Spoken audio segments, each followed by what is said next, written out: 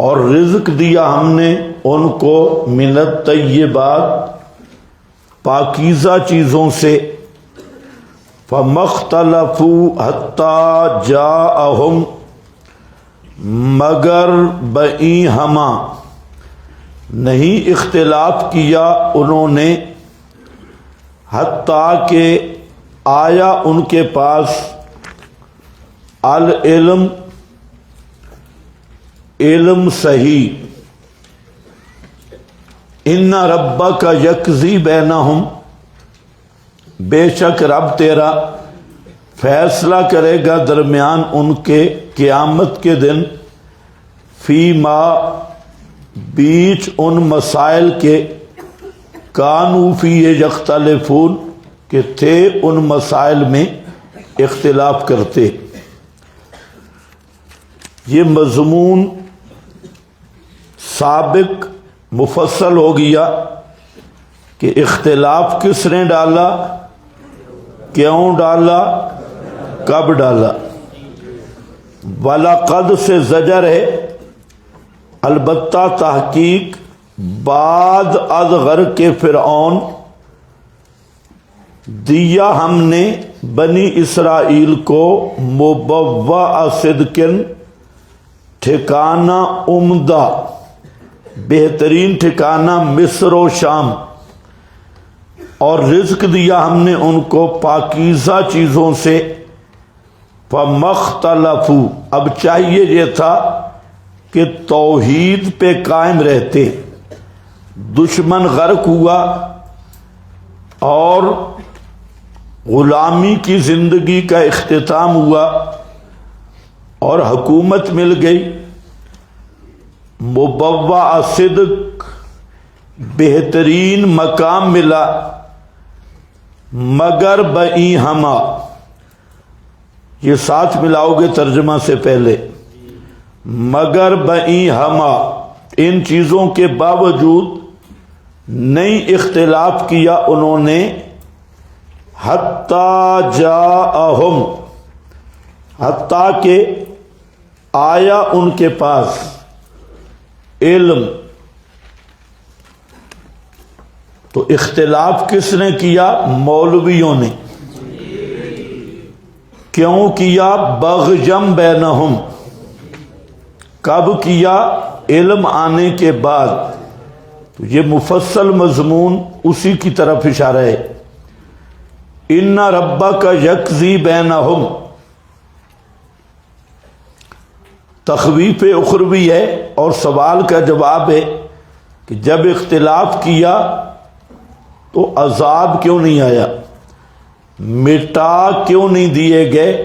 تو جواب یہ ہے کہ فیصلے کا دن قیامت ہے، پورا عملی حتمی فیصلہ قیامت کے دن ہوگا، تو بے شک رب تیرا فیصلہ کرے گا درمیان ان کے قیامت کے دن، فی ما کانوا فیہ یختلفون ان کے اختلافی مسائل میں۔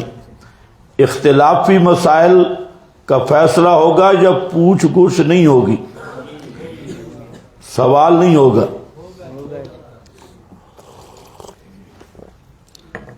فَإِن كُنْتَ فِي شَكٍّ، تخویف کے بعد زجر ہے، فَإِن كُنْتَ پس اگر بالفرض ہوں آپ شک میں، مما انزلنا الیک اس سے کہ نازل کیا ہم نے طرف تیرے، تو اس کا علاج یہ ہے، فَاسْأَلِ الَّذِينَ يَقْرَؤُونَ الْكِتَابَ پوچھ ان سے، یقرؤون الکتاب جو کتاب پڑھتے ہیں، تورات انجیل، من قبل کا تجھ سے پہلے، لقد جاءک الحق من ربک البتہ تحقیق آیا حق، آیا تیرے پاس، الحق من ربک کا حق تیرے رب کی طرف سے، فلا تکونن من الممترین پس ہرگز نہ ہونا شک کرنے والوں سے، ولا تکونن من الذین کذبوا بآیات اللہ، اور ہرگز مت ہونا ان سے جنہوں نے تکذیب کی اللہ کی آیات کی، فتکون من الخاسرین، پس ہو جائے گا برباد ہونے والوں سے۔ فَإِن كُنْتَ فِي شَكٍّ، یہ تو طے شدہ اور حتمی بات ہے کہ نبی کریم علیہ السلام کو کبھی بھی قرآن یا نبوت میں شک نہیں ہوا، نہ ہو سکتا ہے۔ اس کی وجہ ہے کہ ما انزلہ کے ساتھ سب سے پہلا مومن نبی ہوتا ہے۔ جیسے امت پر نبوت کے ساتھ ایمان لانا ضروری ہے، اسی طرح سب سے پہلے پیغمبر اپنی نبوت پہ ایمان لاتا ہے، اور پیغمبر مؤمن بما انزل ہوتا ہے۔ آمن الرسول بما انزل الیہ من ربہ، تو اس لیے آپ کو کبھی شک نہیں ہوا، ایک لمحہ بھی آپ کو کبھی نبوت میں یا قرآن کریم کے منزل من اللہ ہونے میں شک ہونا تو درکنار، شک کا امکان بھی نہیں۔ اب ایک روایت جو عموماً پیش کی جاتی ہے بخاری شریف سے، حضرت کو ابتداءً آپ پہاڑ سے اپنے آپ کو گرانا چاہتے تھے اور جبریل تسلیاں دیتا تھا، تو یاد رکھو یہ تعلیق البخاری ہے۔ بخاری کا جو موضوع ہے وہ المسند المرفوع ہے، اور جو بخاری شریف میں تعلیقات ہیں تو اس کا امام نے صحت کا ذمہ ہی نہیں لیا۔ امام بخاری رحمۃ اللہ علیہ نے جو التزام کیا تو وہ کس کا التزام کیا ہے؟ المسند المرفوع کا، کہ جو مرفوع احادیث ہیں ان کا امام نے التزام کیا ہے صحت کا، اور جو تعلیقات البخاری ہیں ان کا خود امام نے بھی صحت کا التزام نہیں کیا۔ تو اب یہ روایت یاد رکھو یہ مسند مرفوع نہیں ہے بلکہ کیا ہے؟ تعلیق البخاری۔ اور تعلیق البخاری کا یہ ایک مستقل مسئلہ ہے کہ بخاری میں بہت ساری تعلیقات وہ ضعیف بھی ہیں، اور ان پہ محدثین نے زبردست بحث کی ہے، بعض نے مستقل کتابیں بھی لکھی ہیں تعلیقات البخاری پر۔ اس لیے یہ جو روایت ہے پہاڑ سے اپنے آپ کو گرانے والی، یہ سند کے لحاظ سے بھی ضعیف ہے اور متن کے لحاظ سے بھی مخدوش ہے۔ اس لیے اس روایت کی وکالت کرنے کا کوئی مطلب نہیں ہے، حتیٰ کہ اہل حدیث مولوی زبیر علی زئی اس نے بھی لکھ دیا کہ یہ روایت ضعیف ہے، اور یہ سندن اس نے سند پہ بحث کی ہے۔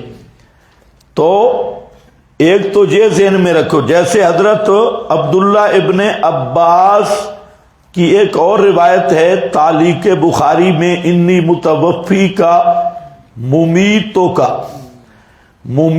کا، تو متوفی کا معنی ممیتو کرنا، تو اس پہ محدثین نے بحث کی اور یہ بھی سندن صحیح نہیں ہے۔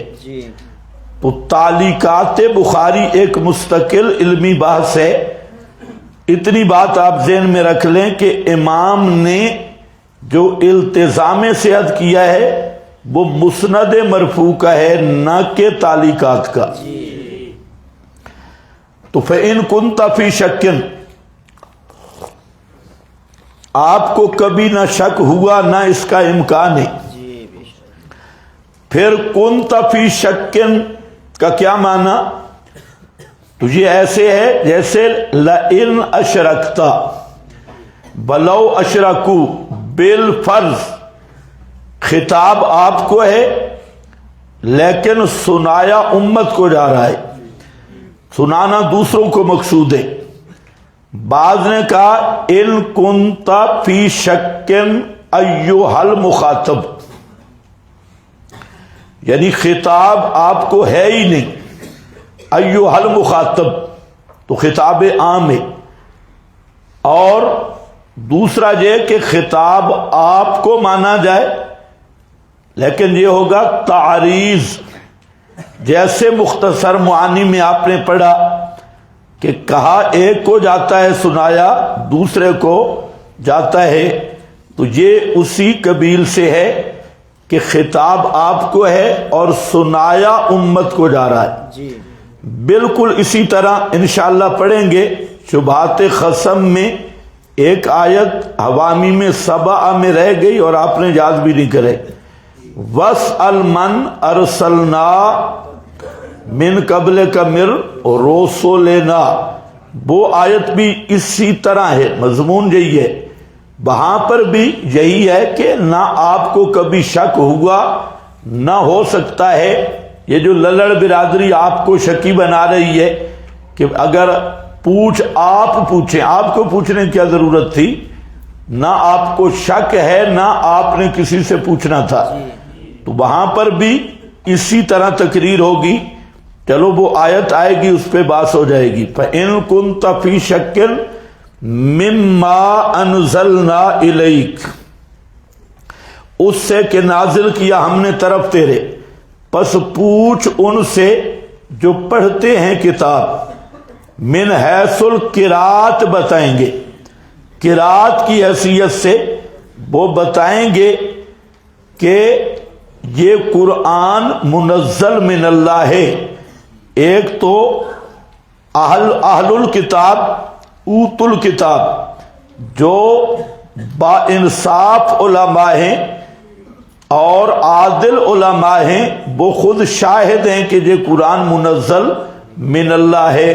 اور دوسرا یہ کہ اس کتاب کے نزول کی پیشین گوئیاں تورات انجیل میں موجود تھیں، اور نبی آخر الزمان کی آمد کی پیشین گوئیاں بھی تورات اور انجیل میں موجود تھی، تو اس حیثیت سے بھی انہیں معلوم ہے کہ یہ قرآن منزل من اللہ ہے۔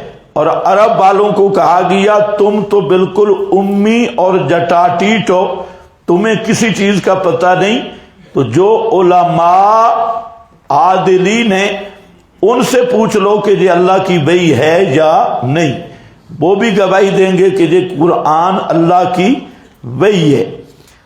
لَقَدْ جَاءَكَ الْحَقُّ مِن رَبِّكَ، البتہ تحقیق آ گیا حق تیرے رب کی طرف سے، فَلَا تَكُونَنَّ، تو جہاں دو درجے بیان ہوں گے، درجہ اول شک ہے اور درجہ ثانیہ تکذیب ہے، پہلے شک اور پھر تکذیب، دونوں سے منع کیا۔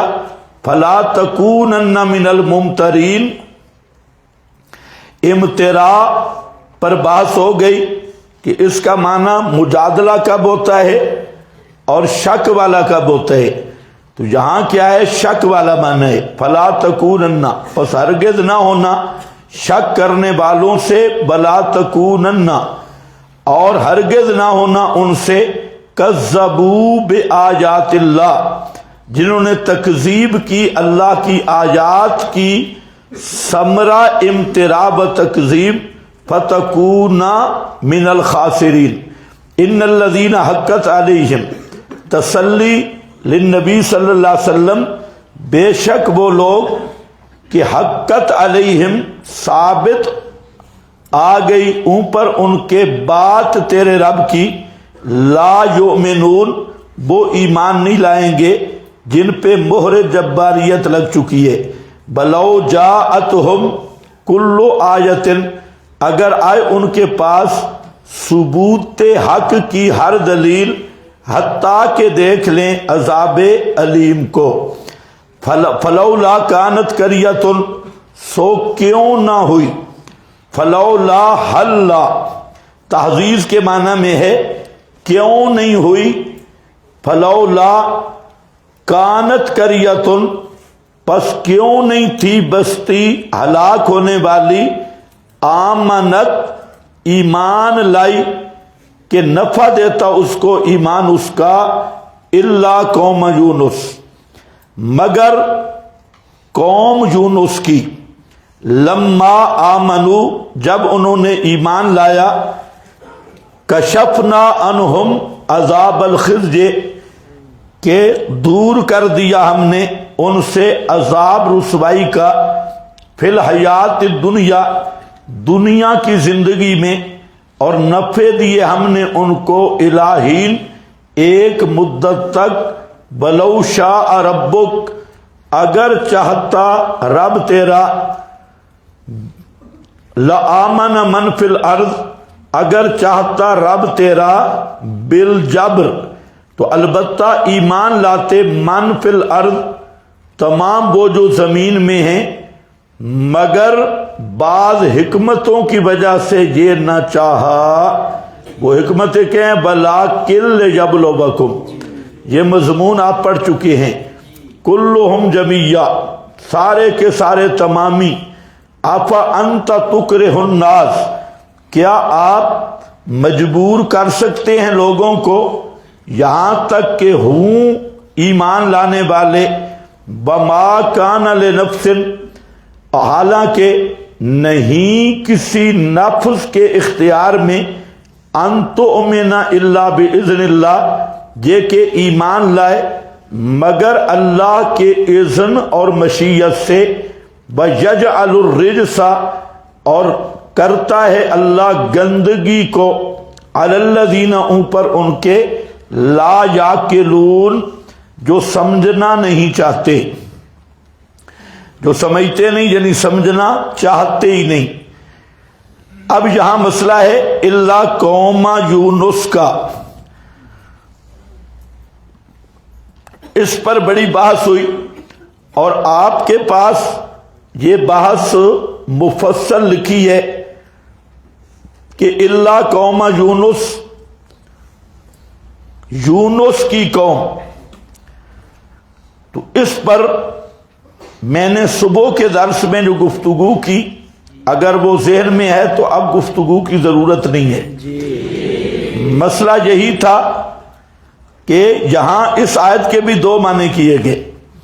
ایک یہ کہ فلولا کانت کے ساتھ اس کا تعلق ہے، اور مطلب یہ ہے کہ کسی بستی جو ہلاک ہوئی اس نے عذاب کے مباشر ہونے سے پہلے ایمان نہیں لایا.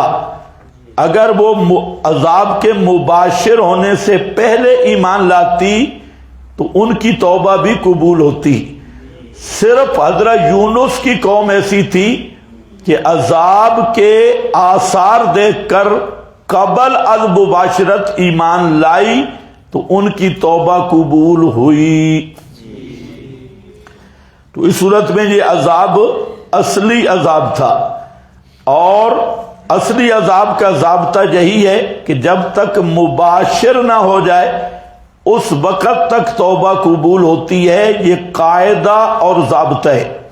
تو یہ قاعدہ اور ضابطہ سے مستثنا نہیں ہوگا قوم یونس اس تقریر پر.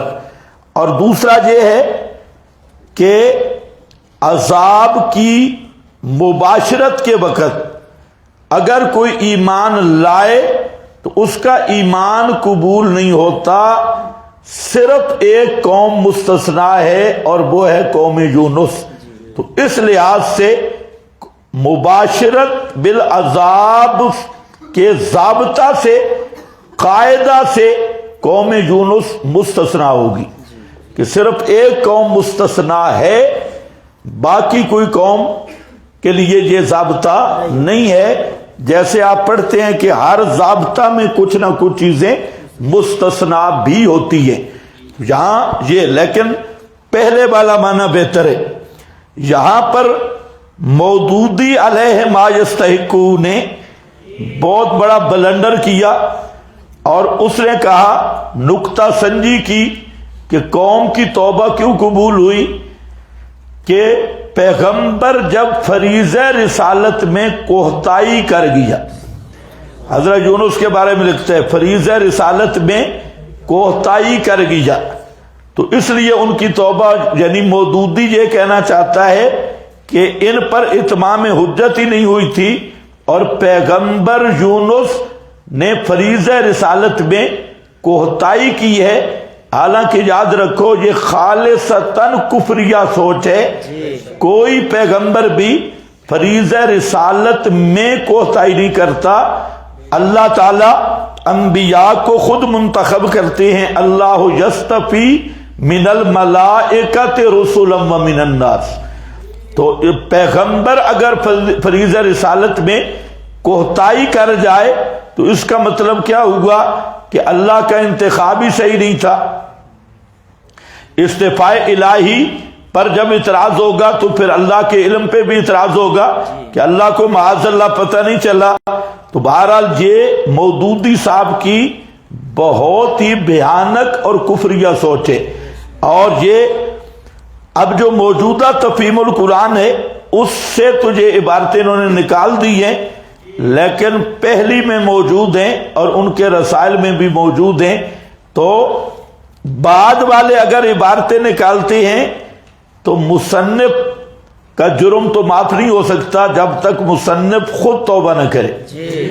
بعد والوں کی کانٹ چانٹ بے شک ہوتی رہے، لیکن مصنف کا متعلقین کی توبہ لا تزر وازرۃ وزر اخری، جو گناہ مودودی نے کیا. اور اصل میں بات یہی تھی کہ مودودی کا ذہن تخریبی تھا، اور اس نے مشق کی پہلے صحابہ کرام پر جج بن کر، اور جب صحابہ پر دلیر ہو گیا، حضرت معاویہ رضی اللہ تعالیٰ عنہ ان پر جو بکواس بازی کی، حضرت عمر ابن عاص، حتیٰ کہ حضرت عثمان پر اس ظالم نے وہی اعتراض کیے جو عبداللہ ابن سبا نے کیے، اور جن کا اعتراض خود حضرت عثمان نے جن اعتراضوں کا جواب بھی دے دیا. تو اس نے وہی سبائی سوچ کو دہرایا. اس کا نتیجہ یہ نکلا کہ مودودی صاحب پھر انبیاء پہ بھی جرأت کی، اصحاب رسول پر بھی جرأت کی. میں تلا گنگ میں تھا تو عشاء کے بعد درس ہوتا تھا، تو وہاں درس میں ایک بزرگ تشریف لایا. وہ بڑا جھوم رہا تھا درس میں. خیر درس ہوا، درس کے بعد مسجد کے ساتھ ہی مدرسہ تھا، تو میں مدرسے میں آیا تو وہ بزرگ بھی تشریف لے آئے. تو اپنا تھوڑا بہت تعارف کرایا، تو کہتا ہے جی ماشاءاللہ ماشاءاللہ، او ماشاءاللہ ماشاءاللہ. تو تمہید باندھی، میں سمجھ گیا کہ اب تمہید ہے، تقریر آگے. تو بہرحال اس کی تمہید کی ضرورت نہیں، وہی خوش آمدی لہجہ. اور وہ تو میں نے کہا آپ مقصد کی بات کریں، آپ کہنا کیا چاہتی. کہتے ہیں جی آپ نے مودودی صاحب کو پڑھا ہے؟ میں نے کہا جی بالکل پڑھا ہے. کہتے کیسے پائے؟ میں نے کہا بہت اچھے تھے مودودی صاحب، صرف بہت اچھا آدمی، سکالر، سیکولر، بہت اچھے بزرگ تھے،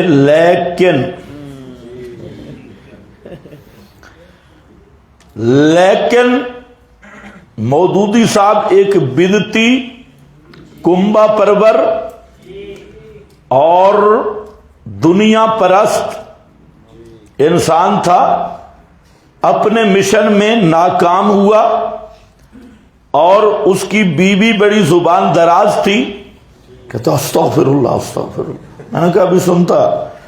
بیوی بڑی زبان دراز تھی اور خود ایک بدعتی، دنیا پرست، کنبہ پرور اور اس طرح کے میں نے چند اور کلمات بھی کہے تو بالکل سرخ ہو گیا، آگ بگولا۔ کہتے تم مولویوں کو سوائے فتووں کے آتی کوئی چیز نہیں، سر میں نے کہا آپ ذرا ٹھہر جائیں، یہ جو لفظ میں نے کہے ہیں آپ مودودی کے بارے میں برداشت نہیں کر رہے، اور یہی لفظ مودودی نے صحابہ اور انبیاء اور ازواج مطہرات کے متعلق لکھے ہیں۔ جب مودودی صحابہ کے بارے میں یہی لفظ لکھے تو تم کیا کہتے ہو؟ تنقید تحقیق ہمارا حق ہے اور ہم اپنا حق استعمال کر رہے ہیں۔ اور میں نے کہا ظالموں وہی لفظ مودودی کے لیے آئے تو تیری بالکل گوہرے والی شکل نکل آئی، سفید تیری داڑھی ہے اور سارا خون تیرے چہرے میں اتر آیا، تو تم جیسے بے غیرت دنیا میں کوئی نہیں کہ صحابہ کے متعلق وہ لفظ آئیں تو تم کہتے ہو تحقیق ہمارا حق ہے، تحقیق ہو رہی ہے، اور وہی لفظ تم مودودی جیسے گینڈے کے بارے میں نہیں سن سکتے اور اتنا لال پیلے ہو رہے ہو۔ خیر اٹھا، اس وقت میں ایک مدرسے میں پڑھاتا تھا تو میرے محتمم صاحب کے پاس گیا، اور محتمم صاحب کیا پتا ان سے چندہ لیتے ہوں، تو بہرحال محتمم صاحب بھی ہمارے بڑے بزرگ ہیں، تو ان کو جا کے شکایت لگائی کہ یار اس سے تو بہت بد اخلاق آدمی ہے، اس نے مودودی کے بارے میں جو کہا۔ تو میں صبح گیا تو انہیں مجھے بلایا، پوچھتے ہیں کیا ہوا؟ میں نے کہا یہ ہوا۔ تو خیر وہ تو ہنس رہا تھا، اچھا آدمی۔ تو حضرت یونس کے بارے میں فریضہ رسالت میں کوتاہی کرنا یہ خالصتاً کفریہ سوچ ہے اور خالصتاً جاہلانہ اور بالکل زندیقانہ سوچ ہے۔ کوئی پیغمبر بھی فریضہ رسالت میں کوتاہی نہیں کرتا۔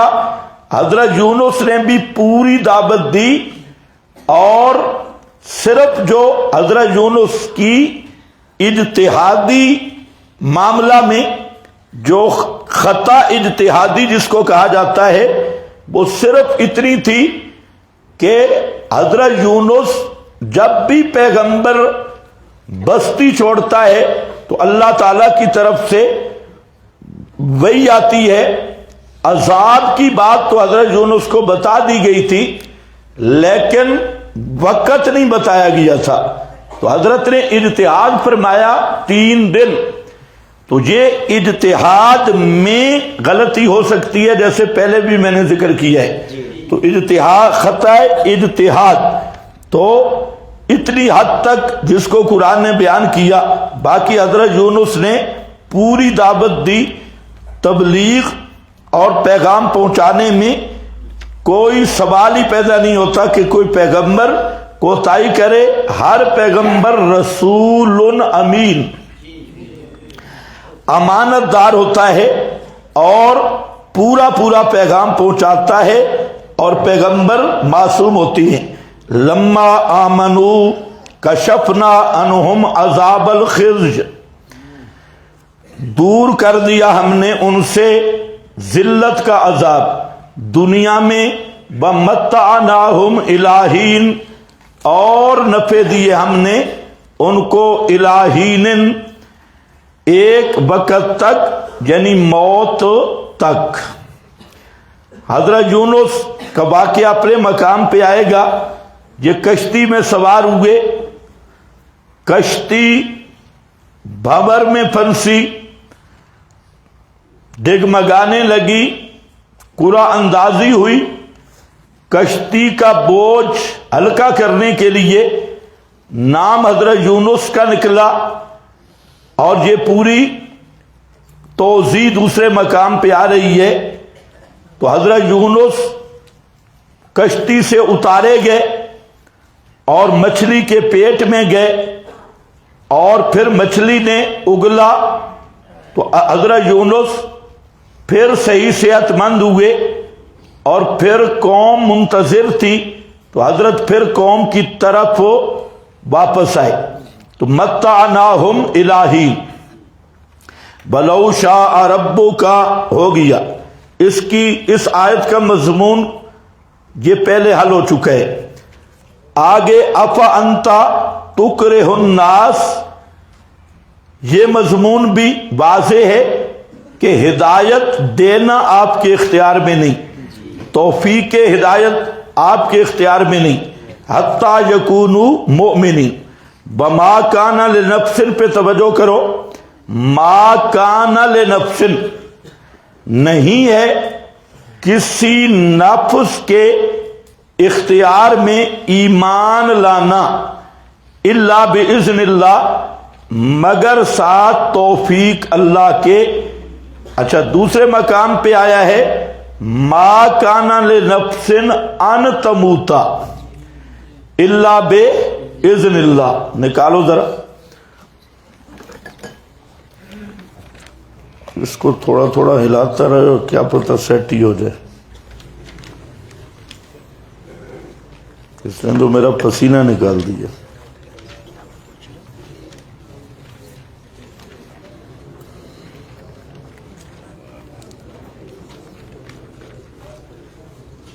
صفحہ 136 سے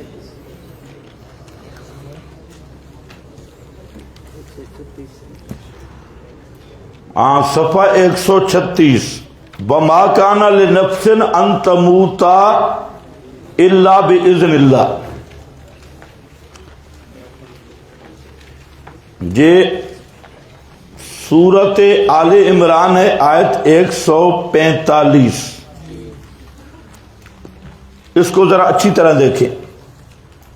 یہاں سے رافضی اور رضا خانی بِإِذْنِ اللہ میں ایک تحریف کرتی ہیں. وہ کہتے ہیں بِإِذْنِ اللہ کا معنی یہ ہے کہ اللہ نے ان کو اختیارات دے رکھے. بِإِذْنِ اللہ کا کیا معنی ہے؟ اللہ نے ان کو اختیارات.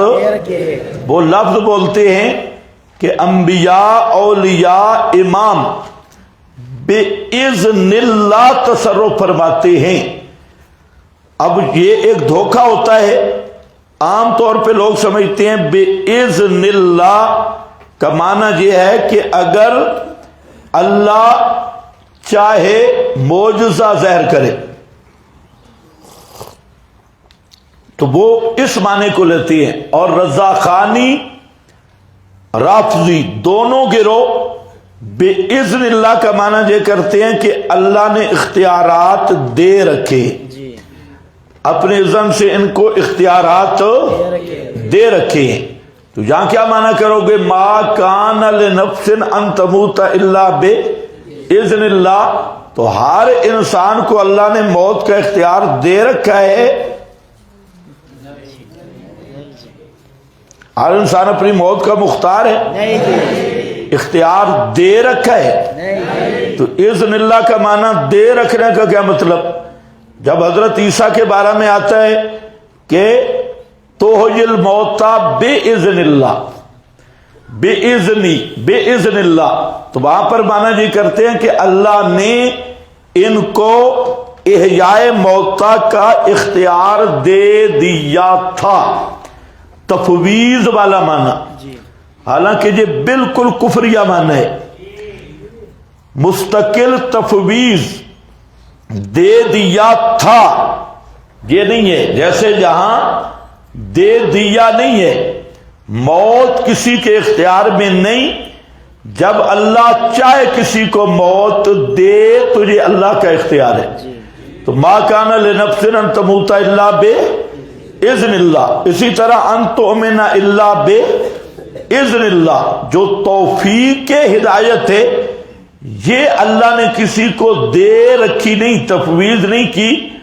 توفیق جب دیتا ہے تو ہدایت ملتی ہے، موت جب دیتا ہے تو موت آتی ہے.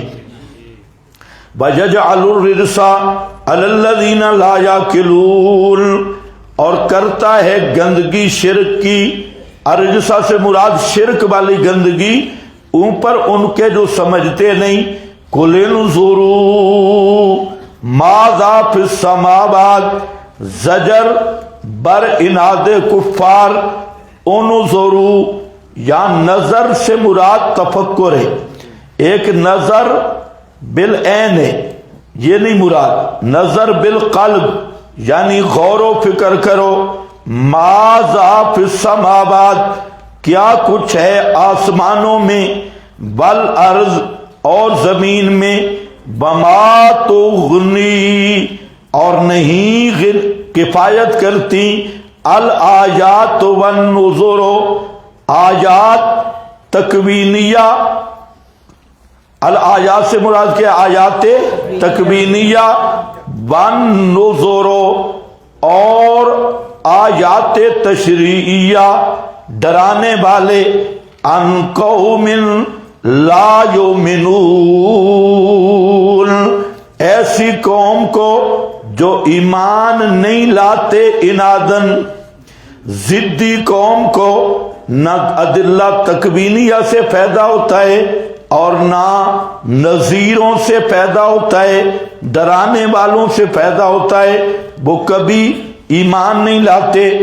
فَهَلْ يَنْتَظِرُونَ پس کیا، ہاں فَهَلْ پس نہیں انتظار کرتے جے مگر مثل ایام الذین خلو من قبلہم، ایام ان لوگوں کے جو گزرے ان سے پہلے، الذین خلو من قبلہم، مرزا قادیانی علیہ اللعنت اس نے ایک عقیدہ اختراع کیا وفات مسیح کا۔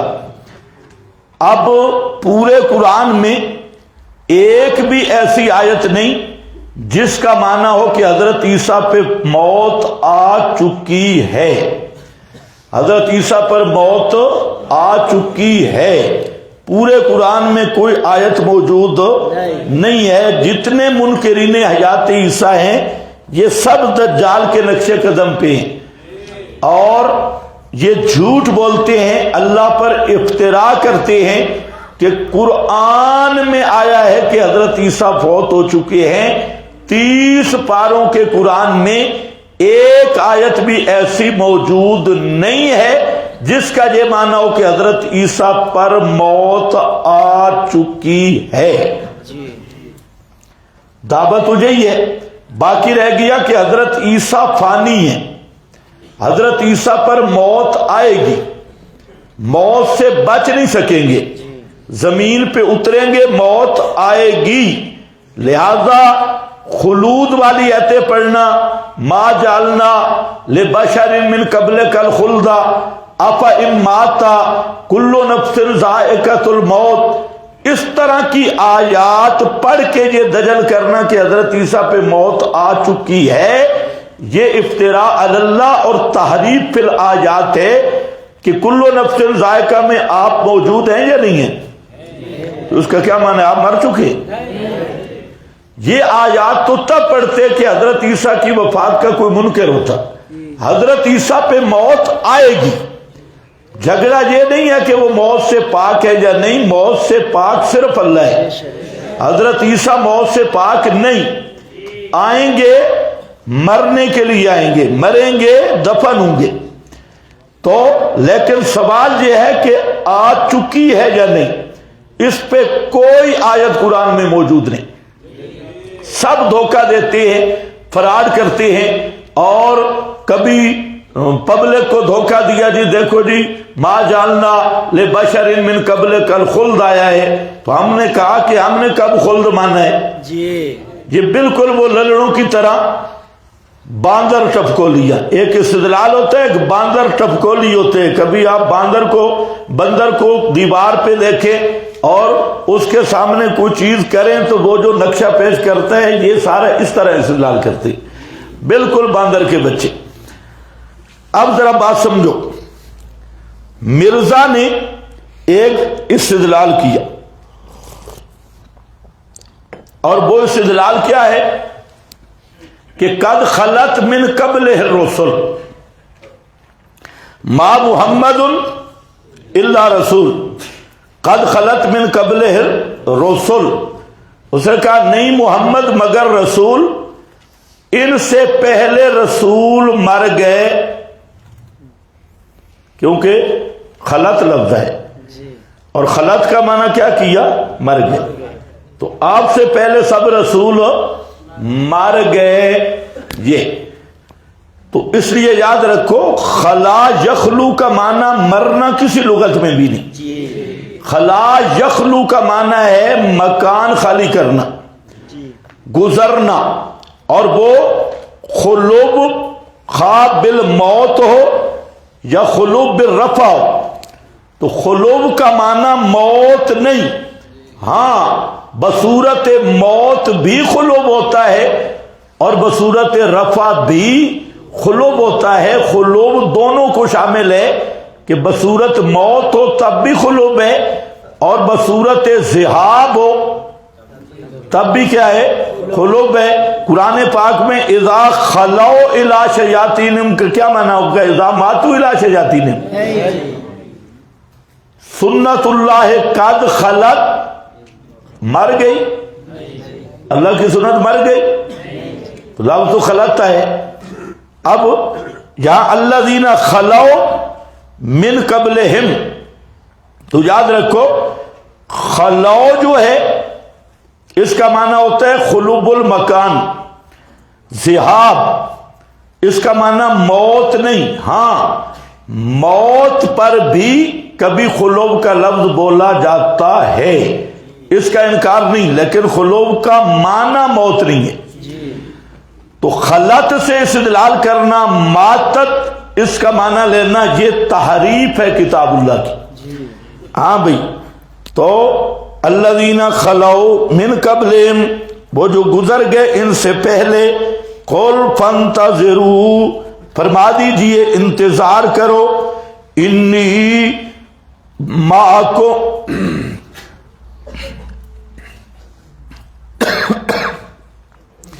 انی معکم, بے شک میں تمہارے ساتھ, من المنتظرین, انتظار کرنے والوں سے ہوں. پھر ہم نجات دیتے ہیں اپنے رسولوں کو اور ایمان والوں کو. کذالک, اسی طرح, حقاً علینا, ذمہ ہے ہمارے نجات دینا ایمان والوں کو.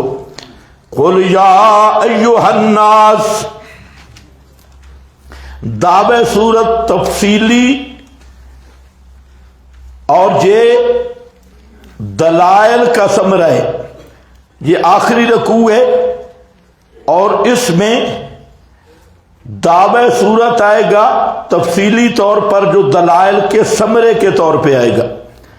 اس لیے اب درمیان میں بھی ایک خطاب آیا تھا قل یا ایھا الناس, وہاں پر کیا تھا؟ یا ایھا الناس قد جاءتکم موعظۃ من ربکم, قرآن کے متعلق.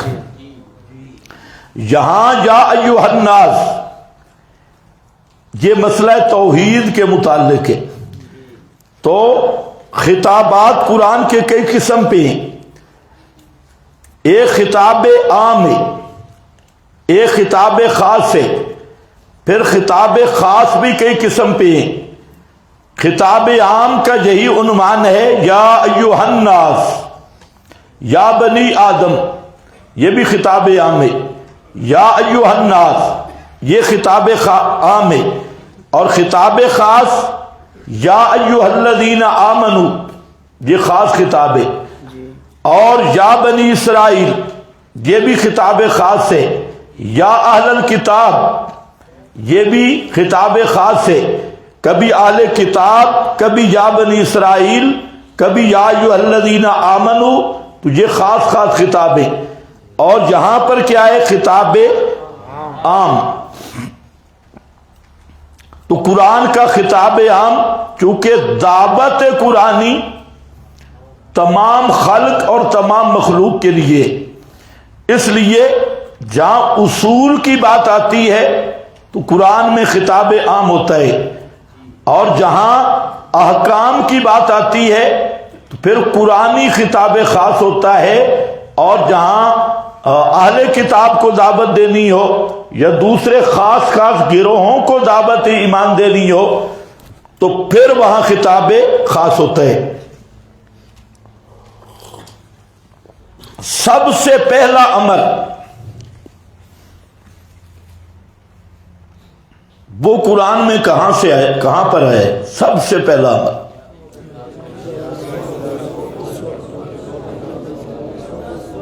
سورہ فاتحہ میں امر نہیں ہے،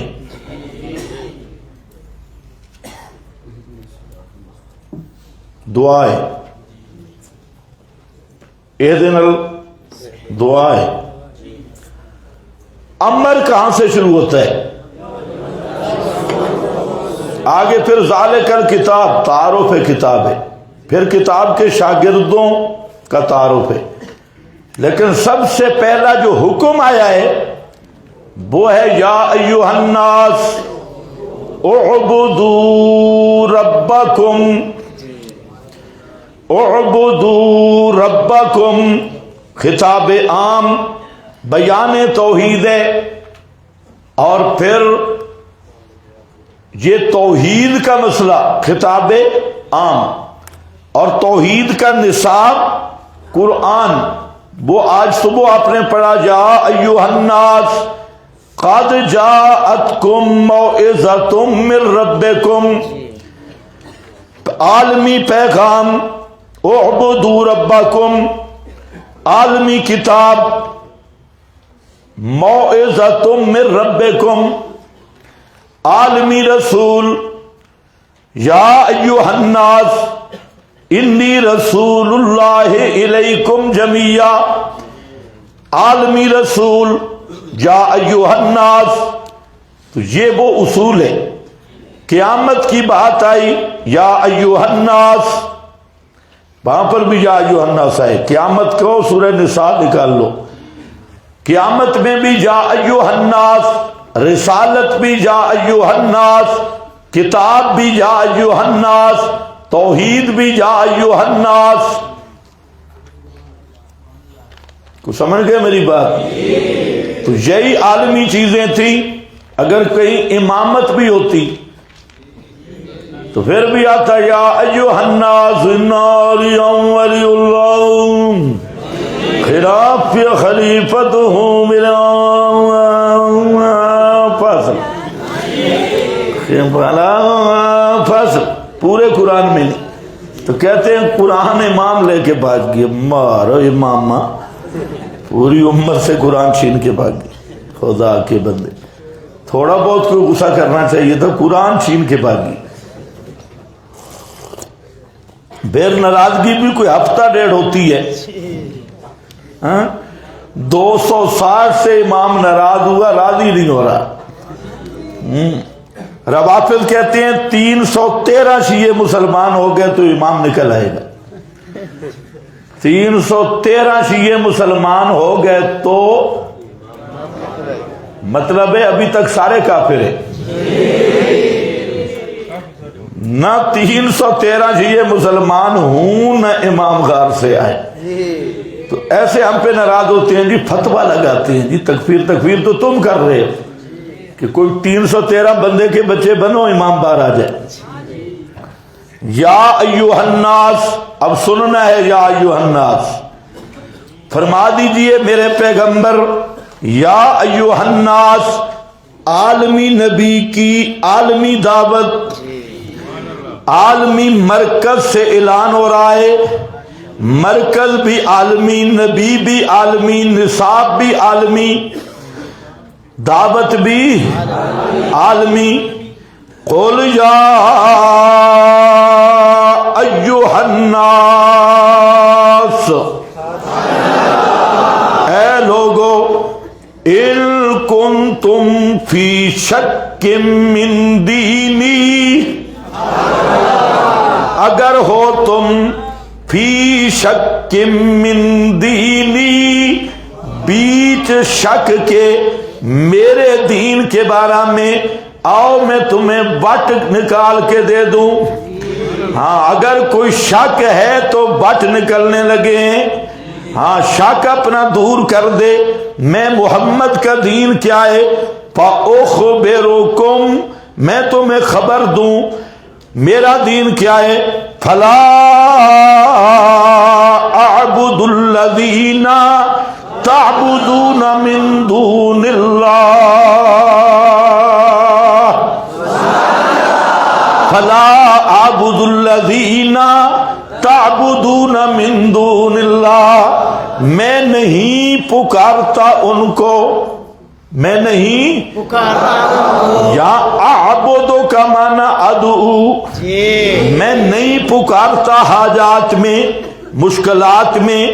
دلیل آگے آ رہی ہے، لا تدعو من دون اللہ ما لا ينفعک ولا یضرک، میں محمد کا دین جو ہے فلا اعبد الذین تعبدون من دون اللہ، نہیں پکارتا میں ان ہستیوں کو تعبدون اور مشرکوں، خطاب ہے یا غیبت ہے؟ خطاب ہے، خطاب ہے۔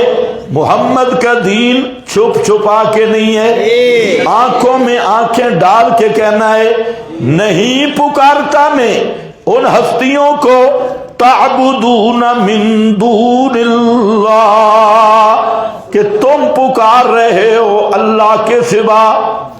حضرت عزیر کو پکارنے والوں، حضرت ابراہیم کو پکارنے والوں، حضرت اسماعیل کو پکارنے والوں، تعبدون من دون اللہ ولکن اعبد اللہ، ولکن اعبد اللہ، لیکن میں پکارتا ہوں صرف اللہ کو، میں پکارتا ہوں صرف، ہاں میں پکارتا ہوں صرف اللہ کو۔ اللہ علم لذات الواجب الوجود المستجمع لجمیع صفات الکمال، اعبد اللہ، پکار کے لائق وہ ہے جس کا نام اللہ ہے، اللہ کے سوا کوئی پکار کے لائق نہیں۔ جس کا نام ابراہیم ہے وہ بھی پکار کے لائق نہیں، جس کا نام اسماعیل ہے وہ بھی پکار کے لائق نہیں، جس کا نام محمد کریم صلی اللہ علیہ وسلم ہے وہ بھی پکار کے لائق نہیں ہے۔ پکار کے لائق کون ہے؟ اعبد اللہ،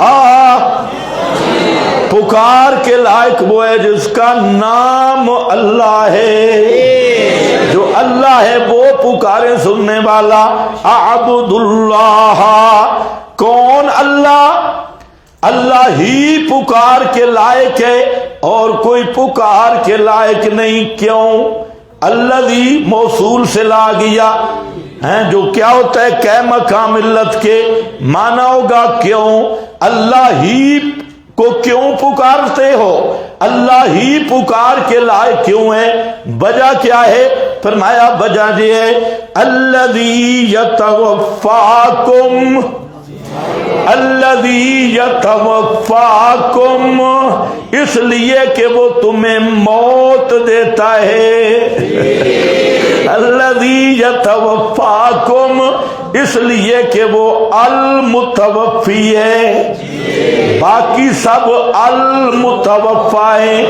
اللہ یتوفی الانفس حین موتها ولم تمت فی منامها فیمسک التی قضا علیہا الموت،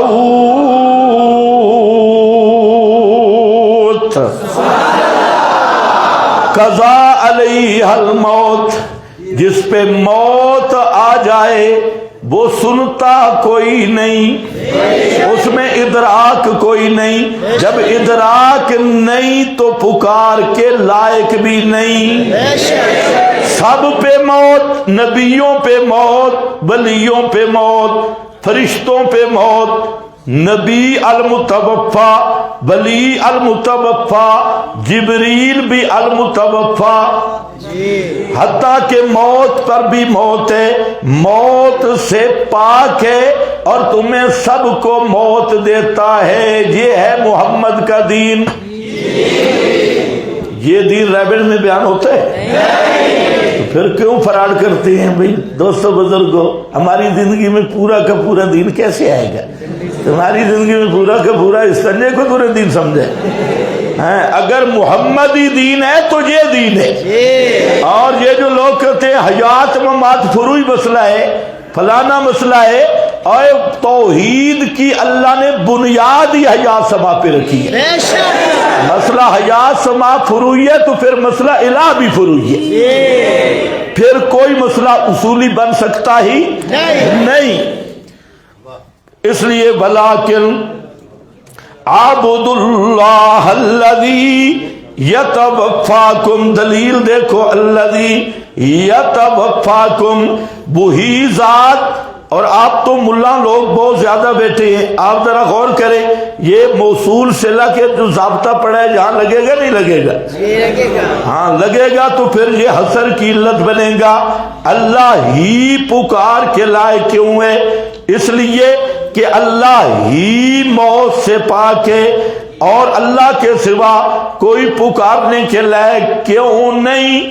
اس لیے نہیں کہ کوئی مرنے سے پاک نہیں، کوئی موت سے پاک نہیں. جو سب کو موت دینے والا ہے وہی پکارے سننے والا ہے، اور جس پہ موت آ جائے وہ سنتا کوئی نہیں. اس لیے یہ جو آیت ہے نا، اللہ یتوفی الانفس حین موتہا، یہاں الانفس جمع معرب باللہ میں انبیاء غیر انبیاء سب کو شامل، اور 14 صدیوں میں مفسرین نے اس کا ایک معنی کیا، اس کا کوئی دوسرا معنی نہیں. ایک ہی معنی کیا کہ نوم کی توفی، اس میں ادراک بدن میں نہیں رہتا، حیات رہتی ہے. اور جو توفی موت والی ہے بدن میں ادراک بھی نہیں رہتا، حیات بھی نہیں رہتی. ادراک بھی نہیں رہتا، حیات بھی نہیں رہتی. بیان القرآن تھانوی صاحب کی، اردو ماجدی عبد الماجد کی، کشف الرحمان، اور پیچھے جاؤ قرطبی، رازی، ابن عطیہ، جو مرضی دیکھ لو، تمام مفسرین نے ایک ہی معنی کیا کہ اللہ یتوفی الانفس حین موتہا واللتی لم تمت فی منامہا فیمسک التی قضا علیہا الموت. تو توفی عند الموت کا معنی سمجھو پہلے. توفی عند الموت کا مطلب ہے کہ روح کا ظاہری تعلق بھی منقطع، باطنی تعلق بھی منقطع، اور بدن میں حیات بھی نہیں، ادراک بھی نہیں. بدن میں حیات بھی نہیں، ادراک بھی نہیں. اب جب اس طرح روح نکلی، نہ ادراک باقی نہ حیات باقی، اب یہ حالت کب تک رہے گی؟ فیمسک مقابل ہے یورسل، اور ارسال اور امساک دونوں آپس میں مقابل ہے. جہاں ارسال کو مقید کر دیا، یرسل الاخری الی اجل مسمی، دوسری کو چھوڑتا ہے موت تک. اگر مردے کی روح بھی واپس آ جائے تو پھر ارسال اور امساک کا تقابل نہیں رہے گا. حالانکہ قرآن میں ممسک مرسل اور یومسک یورسل یہ دونوں مقابل ہیں. اب جو ظالم یہ کہتا ہے کہ مرنے کے بعد پھر روح آتی ہے، یہ ایسا تعلق ہے کہ بدن میں ادراک پیدا ہو گیا دنیا کا، وہ اس نسکتی کا منکر ہو کے کافر ہے. اور یہ ایسی نسکتی ہے کہ 14 صدیوں میں اس کا ایک ہی معنی ہوا.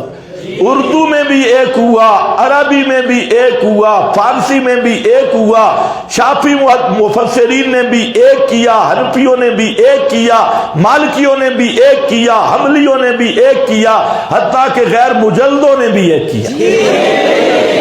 بریلویوں نے بھی وہی معنی کیا، شیعوں نے بھی وہی معنی کیا. معنی سب نے متفق علیہ طور پہ ایک ہی کیا.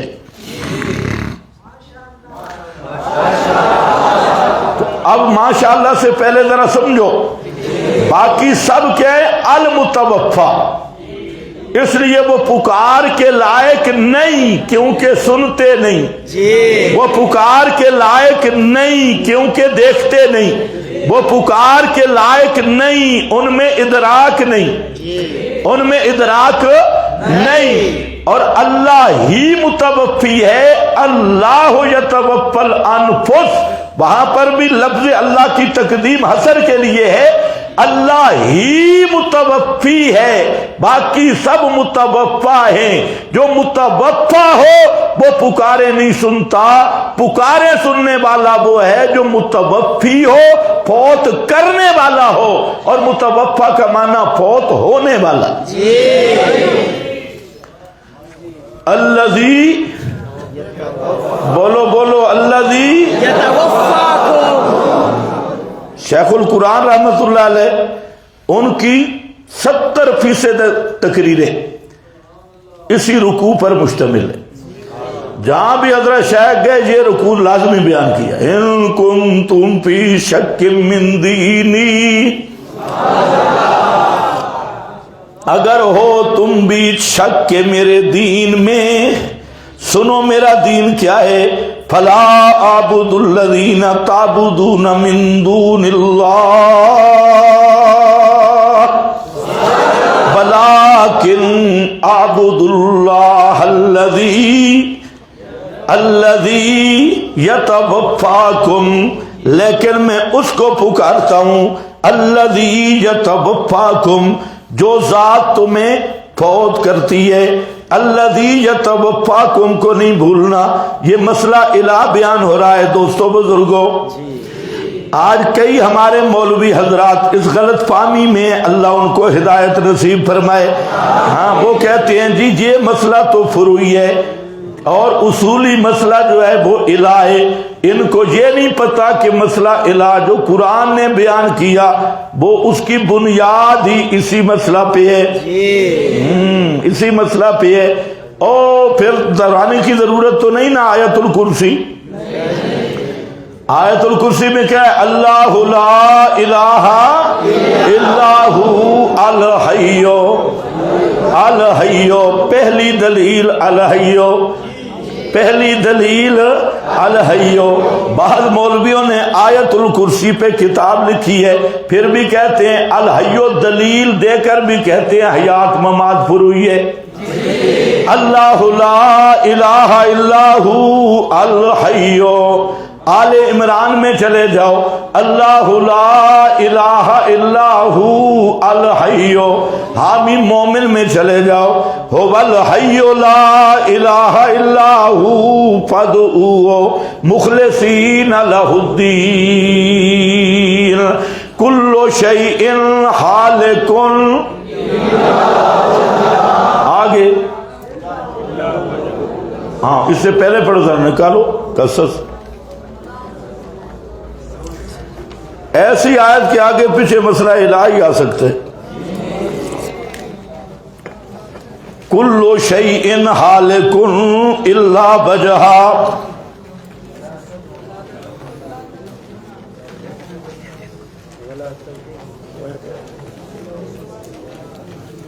ہاں ولا تدع مع اللہ الہا آخر، اس سے پہلے بھی پڑھ لو بدعو الی ربک ولا تکونن من المشرکین،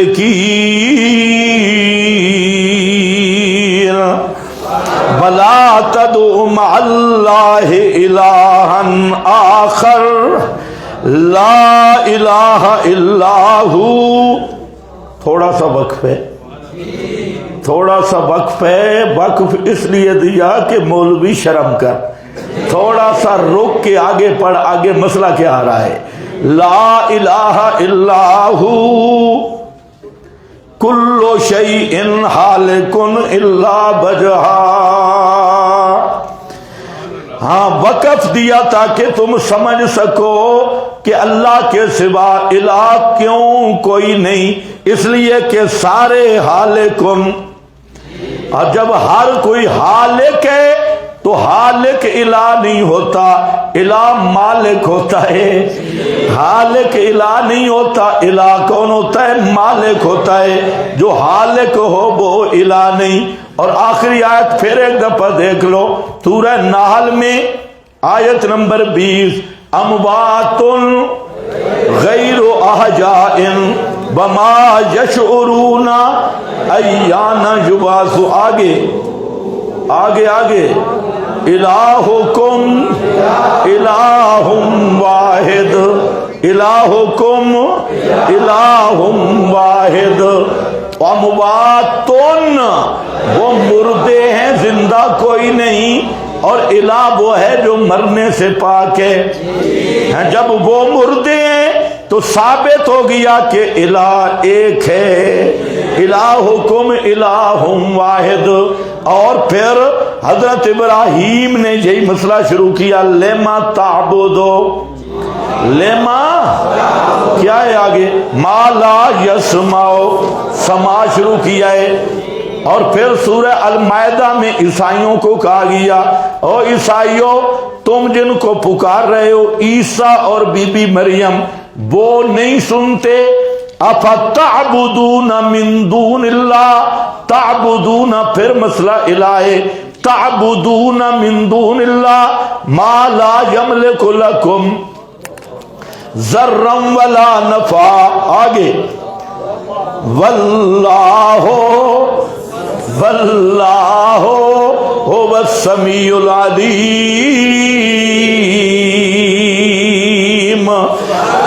अल्लाह ही समी है, ईसा समी नहीं।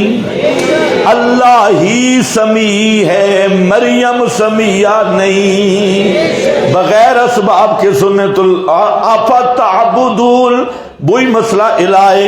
यहां पर यह है, अगर तुम्हें शक हो मेरे दीन में, ओ मुल्ला पीर, इन कुंतुम फी शक्क मिन दीनी, तो आओ मैं तुम्हें वट निकाल के दे दूं, बताऊं मेरा दीन क्या है।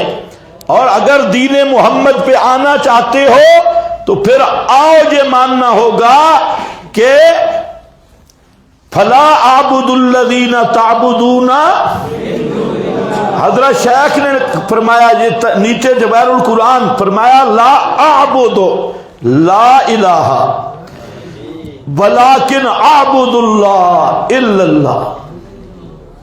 ये वही कलमा तय्यब है, अल्लज़ी यतवफ़्फ़ाकुम व उमिरतो, और मुझे हुक्म हुआ है, अन अकूना मिनल मुमिनीन, ये कि हूं मैं ईमान वालों से। ईमान वाला कौन होता है? जो मेरे दीन को मानता है। ईमान वाला कौन होता है? जो मेरे, और दीन क्या है कि नहीं पुकारता मैं उनको, जो अभी दीन बयान हुआ है, जो मुतवफ़्फ़ा हैं, मैं उनको पुकारता हूं जो सबको मौत देने वाला है, और वो अल्लाह है, अल्लाह के सिवा कोई नहीं। तो ये है मुझे हुक्म, अन अकूना मिनल मुमिनीन व अन अकिम वजहका। अब इस तरह मोमिन बनना बड़ा मुश्किल है। यहूदी भी खिलाफ, ईसाई भी खिलाफ, मुशरिकीन भी खिलाफ, मुब्तदईन भी खिलाफ, मुनाफिकीन भी खिलाफ, मुल्हिदीन भी खिलाफ, और सारे के सारे खिलाफ। तो फरमाया मेरा पैगंबर परवाह न कर, अन अकिम वजहका, कायम रख अपना चेहरा, सीधा रख अपना चेहरा, अकिम वजह का, मजबूत रख अपना चेहरा, लिद्दीने, इसी दीन तौहीद के लिए। लिद्दीने, कौन सा दीन? जो अभी दीनी में बयान हुआ है, इसी दीन तौहीद पर है मजबूत राय। हनीफन, हर बातिल को रगड़ा लगाने वाला। हनीफन, यकसू होकर हर बातिल को रगड़ा लगाने वाला। हनीफन, ये दीन से भी हाल बन सकता है, वजह का से भी हाल बन सकता है। अगर दीन से बने तो दीन इस हाल में कि वो दीन यकसू है, उस दीन में कोई शिरक की गुंजाइश नहीं जी। उस दीन में कोई शिरक की तरफ मिलान नहीं, वो खालिस दीन तौहीद है। और हनीफन वजह के साथ मिला تو چہرہ اپنا یکسو ہو کر ایک طرف ہو کر دو طرف نہیں ہونا، مشرکوں کی طرف بھی ہو جا، موحدوں کی طرف بھی ہو جا، ان کے ساتھ بھی رہتے ان کے ساتھ بھی رہتے نہیں۔ حضرت شیخ القرآن پنج پیر رحمت اللہ علیہ انہوں نے مانا کیا حنیفن کا مانا ہر باطل کو پر رد کرنے والا، ہر باطل پر رد کرنے والا۔ یہ مجھے آرڈر ہوا ہے، اسی پہ قائم رہنا۔ بلا تکونن من المشرکین،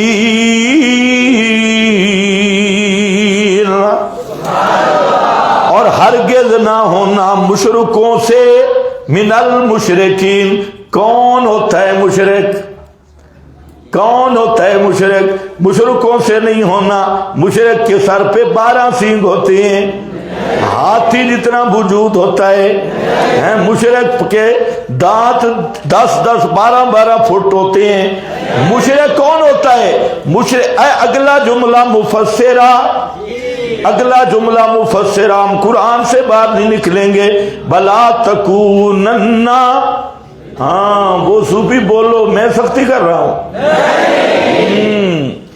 بلا تکونن من المشرکین، مشرکوں سے ہرگز نہ ہونا۔ توجہ میری طرف، مشرکوں سے ہرگز نہ ہونا، یعنی اللہ کے سوا کسی کو حاجتوں میں نہ پکارنا، یعنی اللہ کے سوا کسی کو، یعنی کس کا معنی کر رہا ہوں؟ واو، ہاں اوپر میں نے حوالہ بھی لکھ لیا تاکہ کوئی صوفی کو شک نہ پڑ جائے۔ یہ مظہری کا حوالہ لکھا ہوا ہے، عطفٌ تفسیریٌ، تمہیں تو پکا ہوا حلوہ مل رہا ہے نا۔ ہاں جب ہم نے حوالے ڈھونڈے تو بڑے مشکل تھے۔ عطفٌ تفسیری، یہ عطف تفسیری ہے، مزہ کر گی ایک عبارت 10 کروڑ کی عبارت ہے۔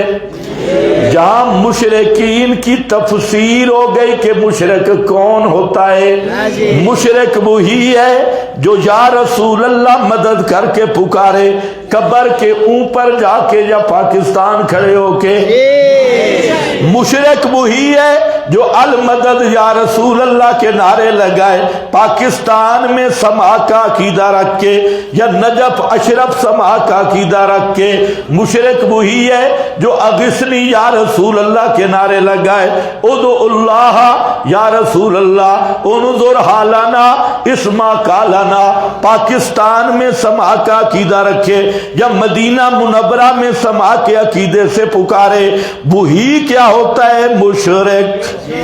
بلا تکونن من المشرکین ولا تدعو، یعنی مت پکار، من دون اللہ، اللہ کے سوا، من دون اللہ، اللہ سے واللہ، انبی کسی نبی کو بھی، کسی ولی کو بھی، کسی زندہ کو بھی، کسی مردہ کو بھی، ما لا جو نہیں، ینفعک ان دعوتہ، اگر تو اسے پکارے وہ تجھے نفع نہیں دے سکتا، بلا یضرک ان خذلتہ، اگر تو اس کی پکار چھوڑ دے وہ تجھے نقصان نہیں دے سکتا، فَإِن فَعَلْتَ،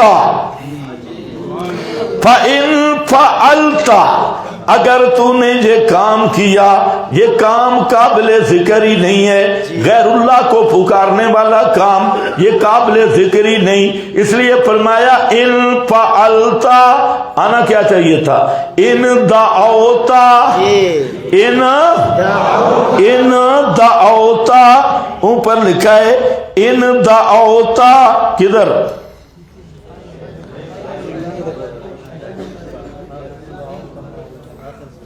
ان فعلتا، ان دعوتا، بل فعل کنایت عن دعا ہے، کانہ قیل فان دعوتا ما لا ينفع بلا يضر وكن عن ذلك على ما قيل تنبيها لشانه تنبیہاً علی رفعت مکانہ من ان ینصب الیہ عبادت غیر اللہ تعالی بلو فی ضمن الجملۃ شرطیہ روح المعانی ابو سعود ہے فرماتے ہیں اصل عبارت تھی ان دعوتا اگر آپ نے بھی پکارا کسی کو اللہ کے سوا حاجات میں مشکلات میں نافذار اور سمیع سمجھ کے آپ نے بھی پکارا تو آپ چونکہ پکار نہیں سکتے آپ کی شان بڑی بلند ہے اس لیے لفظ دعوتا کی جگہ پہ آیا فعلتا مانا دعوتا بھلا ہے اگر آپ نے بالفرض یہ کام کیا فَإِنَّكَ إِذًا مِّنَ الظَّالِمِينَ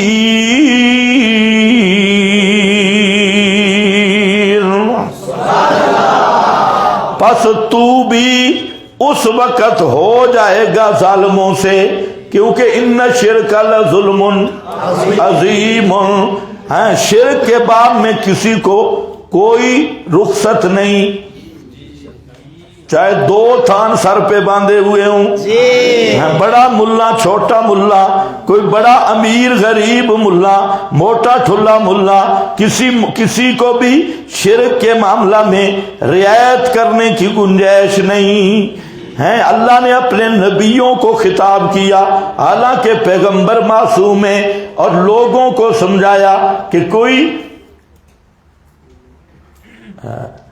مولوی ہو نہ مولوی پیسے والا مولوی شرک کرے تو خیر صلی اور کوئی غریب مشرک اس کے خلاف سارے ہیں پروٹوکول والا مشرک شیخ الحدیث مشرک صوفی مشرک پیر مشرک تو پھر آدمی ڈر جاتا ہو اتنا بڑا مشرک کیسے کہیں مشرک اللہ نے فرمایا جو شرک کرے گا نا کتنے تمہارے مولوی ہیں میرے نبیوں کے برابر ہیں تم نے انبیاء کے برابر سمجھا امام الانبیاء کے برابر فرمایا نبیوں کو خطاب کر کے کہ شرک نبوت میں بھی معاف نہیں ہے تم کوڑی کوڑی ملا لے کے پھرتے ہو مسئلے بدلتے ہو جی فلانا بھی فتوے میں آ جائے گا فلانا بھی آ جائے گا اس لیے فتوہ نہ لگاؤ فلانے کو کہو بندے کا بچہ بننا آنا فتوے کے نیچے فلانے کو سمجھاؤ انسان کے بچے بنو فتوے کے نیچے نہ ہو اب شریعت بدل دیں فلانا بھی آ جائے گا تو فلانا بھی آ جائے گا فلانا اور روڈ صاف رکھ اس لیے ہم کہتے ہیں شخصی تکفیر تو ہم کرتے ہی نہیں مسئلہ ہے عقیدے کا ہاں شخصی جس کا یہ عقیدہ ہوگا وہ مشرک ہوگا کوئی بھی ہو اب ہاں توجہ ہے نا ہاں ہمارے کلپ کاٹ کے کبھی کدھر لگاتے ہیں کبھی کدھر لگاتے ہیں کوئی کہتا ہے میرے خلاف کوئی کسی شخص کے خلاف نہیں کسی خاص شخص کے خلاف نہیں کسی خاص بزرگ کے خلاف نہیں کوئی خاص شخص نشانہ نہیں بات بالکل صاف ہے جو بھی مشرک کو مشرک نہ سمجھے اور جو بھی عادتاً سما کے قائل اس کے ساتھ مسلمانوں والا معاملہ کرے اور عادتاً سما کے قائل کو بھی مسلمان سمجھے بالکل وہ بڑا ہو تب بھی ہمارا مخاطب ہے چھوٹا ہو تب بھی ہمارا مخاطب ہے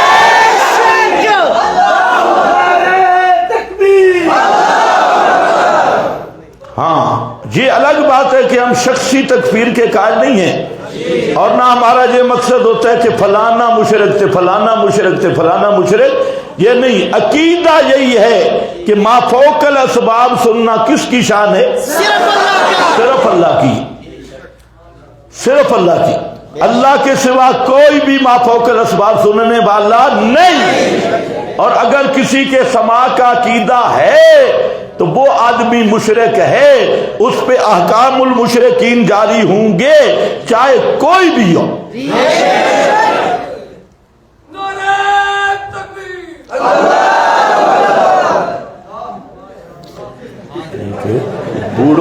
آگ لگ گئی ہے.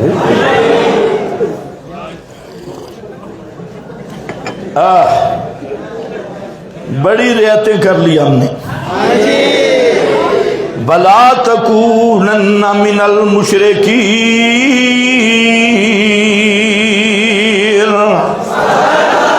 اور مشرک کیسے بنتا ہے؟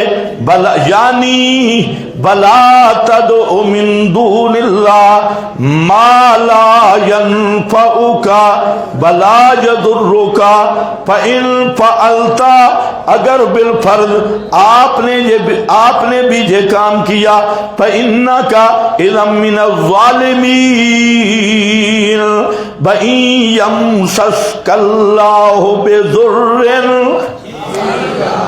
اب پتہ چل گیا کہ فلا اعبدو ولیکن اعبد اللہ. اس میں مسئلہ تھا لا تدو ادعو لا تدو، یہ مسئلہ. اور اسی کی وضاحت کی بڑے عجیب انداز میں وہ بیان کر کے امرت ان اکون من المؤمنین. مومن وہ ہے جو یہ دین مانے. اور اسی دین کے بارے میں فرمایا اقم وجہک للدین حنیفہ. اور آگے فرمایا مشرکوں سے نہ ہونا. مشرک کون ہے؟ مشرک وہی ہے جو غیر اللہ کو پکارتا ہے. غیر اللہ کو نہ پکارنا. آگے کیوں؟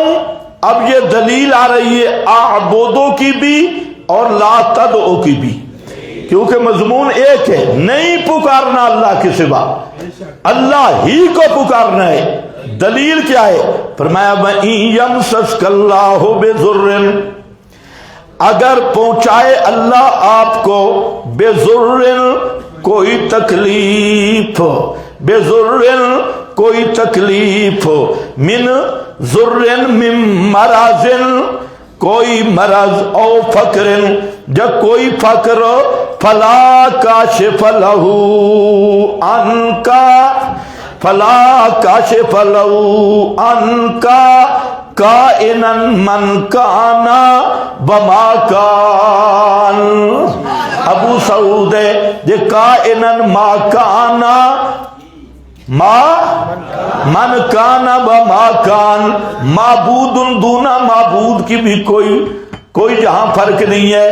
کوئی بھی ہو کائنا من کانا، کوئی بھی ہو بما کانا، اور کوئی بھی ہو من ذوی العقول ما غیر ذوی العقول، کوئی بھی ہو نہیں کھول سکتا اللہ مگر وہی اللہ.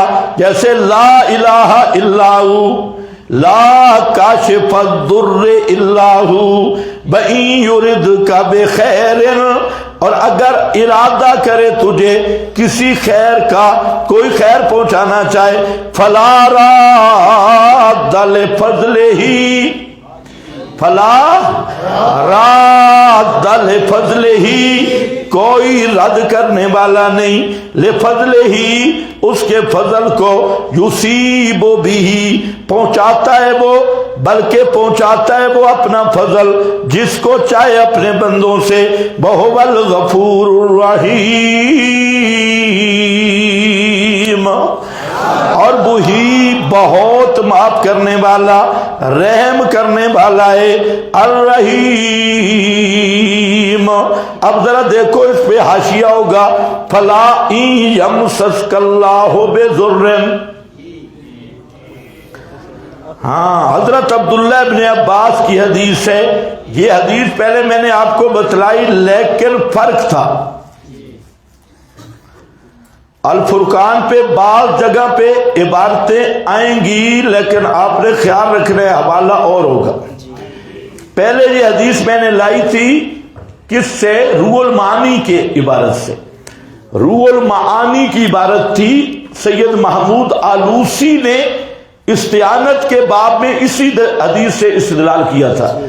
اب وہ حدیث اصل کتاب سے آ رہی ہے کہ وہ حدیث کیا ہے. حضرت عبداللہ ابن عباس فرماتے ہیں رکب خلف رسول اللہ صلی اللہ علیہ وسلم یومن فقال له رسول اللہ صلی اللہ علیہ وسلم یا غلام انی معلمک کلمات احفظ اللہ یحفظ کا، میں تجھے کچھ کلمات بتاتا ہوں وظیفہ، اس کو یاد کر لے، اللہ تیری حفاظت کرے گا۔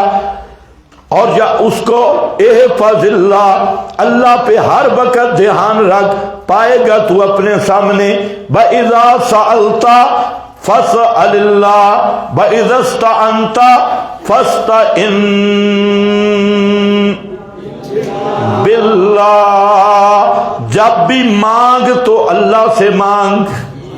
یہ پیغمبر کریم کی دعوت اور اصلاح دیکھو، حضرت ابن عباس اپنے چچا کے بیٹے کو سمجھا رہے ہیں، تم بھی بچوں کو یوں تربیت دو، فَاسْأَلِ اللَّهَ، اور جب بھی مدد مانگے تو کس سے مانگ؟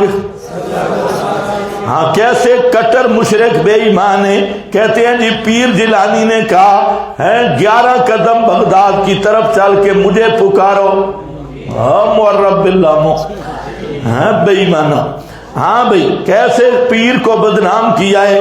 پیر وہ ہوتا ہے جو متبع الرسول ہو، رسول کی دعوت یہ ہے اذا استعنت فاستعن باللہ وَاعْلَمْ ان الامت لَبِجْتَمَعُوا، اگر ساری امت جمع ہو جائے عَلَىٰ أَن يَنْفَعُوكَ لَمْ يَنْفَعُوكَ بِشَيْءٍ قَدْ كَتَبَ اللَّهُ لَكَ، ساری امت جمع ہو، علی بھی، ولی بھی، چھوٹے بھی، بڑے بھی، زندہ بھی، مردہ بھی، سب کے سب کہیں اکٹھے ہوں اور وہ تجھے کوئی نفع دینا چاہیں، لم ينفعوك الا بشيء قد كتبه الله لك بل اجتمعوا، اور اگر سارے جمع ہو جائیں ہیں، سارے پیر اور سارے بازاروں والے جمع ہو جائیں، 11ویں 12ویں والے، اور سارے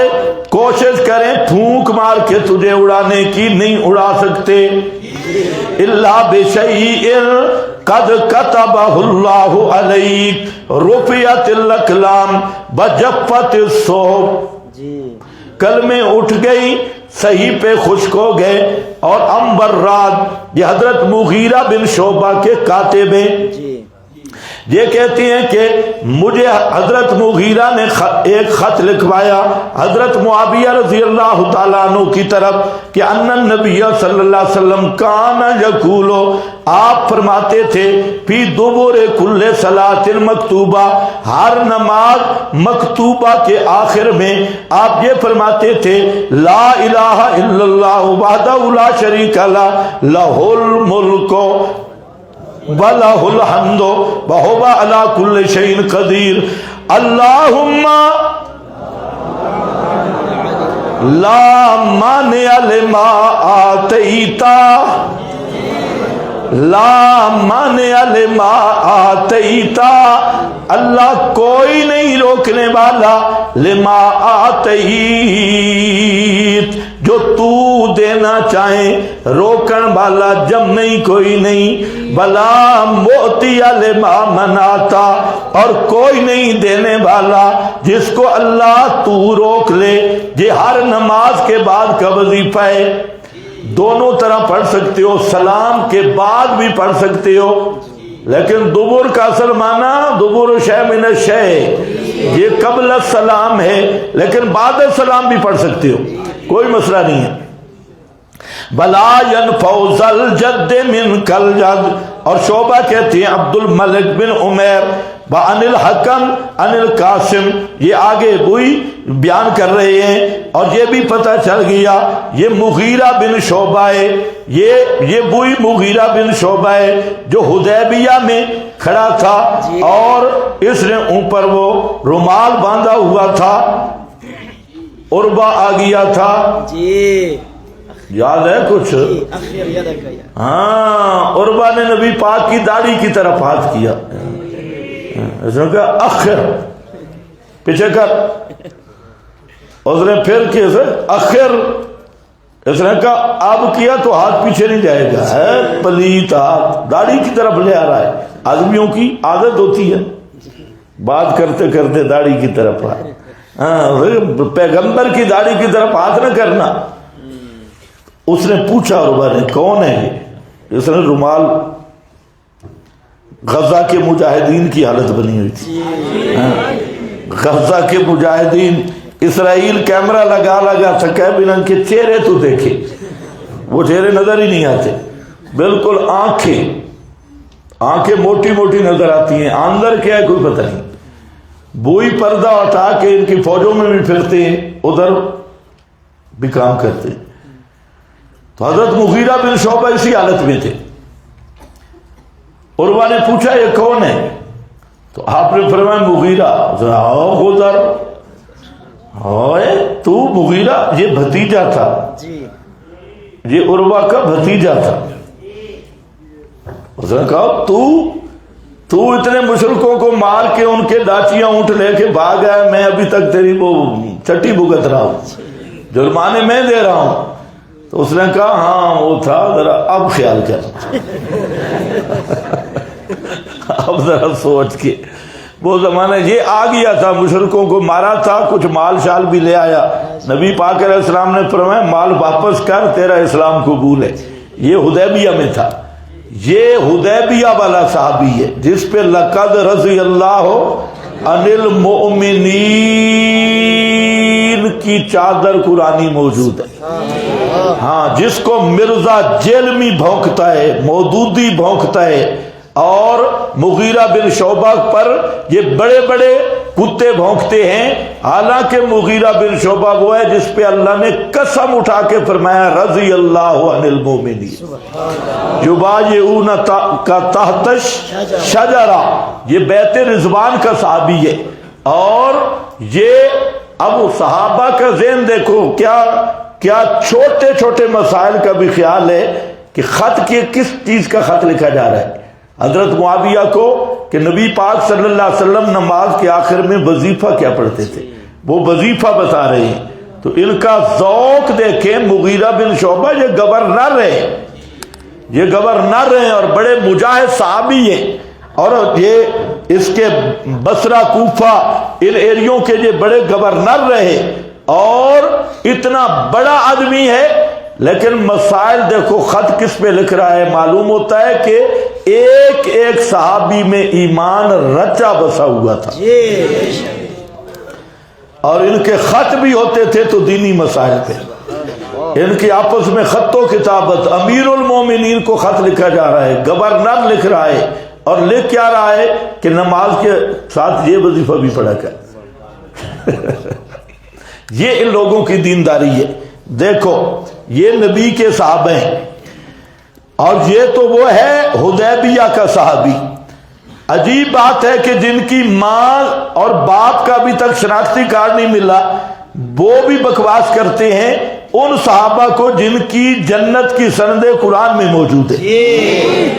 ہاں، لوگ آ کے سنتے ہیں، سکولی طبقہ سنتا ہے، ہاں مرزا کہہ رہا ہے نا. مرزا اس کھوتی کے بچے کو پتہ کس چیز کا ہے، سارے اس کو جی مرزا سن رہا ہے نا، مرزا کہہ رہا ہے، مرزا کتاب اٹھائیے. چلو روک دیتا ہوں.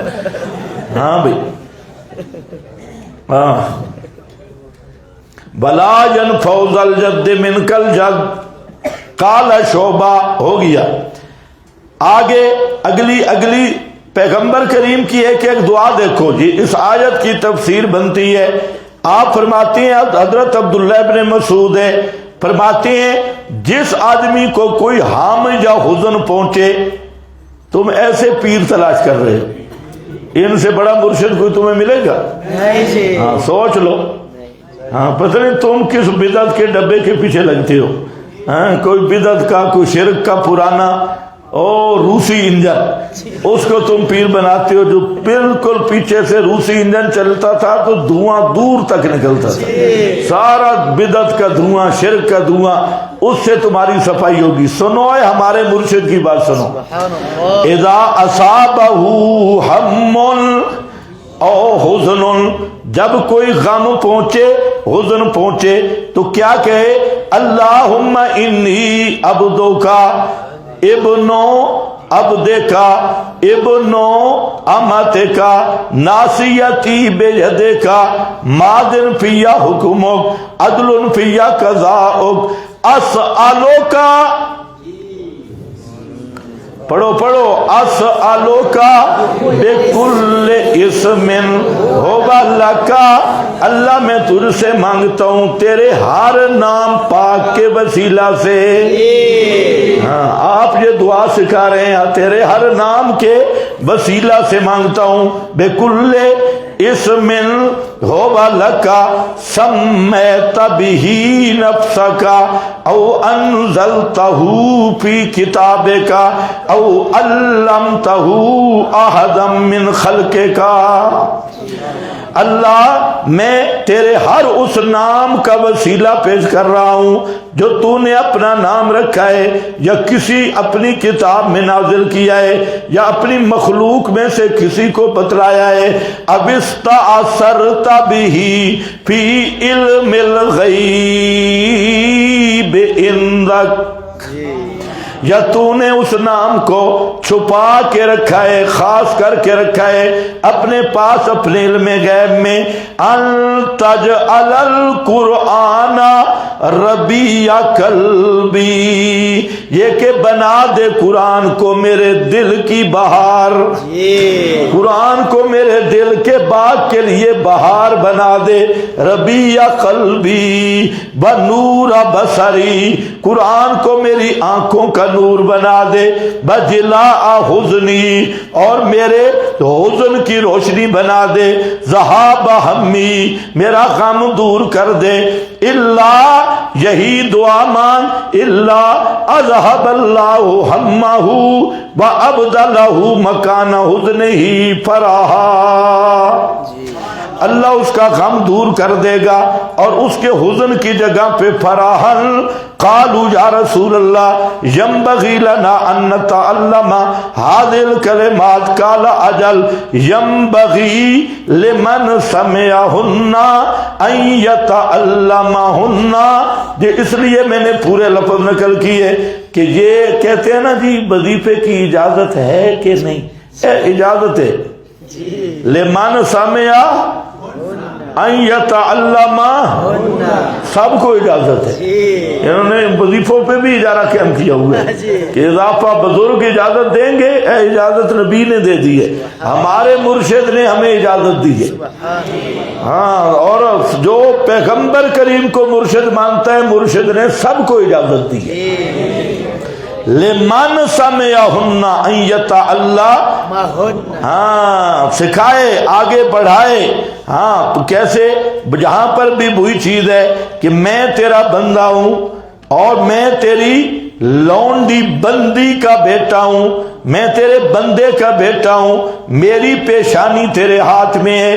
ماذن فیہ حکموں کا، یہ کنایا ہے جو اس کو بھی کوئی غیر مقلد کہے گا معنی معلوم والکیف مجہول، ناسیتی بے جدے کا، اور کنایا ہے بھائی، محاورہ ہے. میری پیشانی تیرے ہاتھ میں ہے، یعنی میری قسمتوں کا تو مالک ہے، تو جدھر پھیر دے.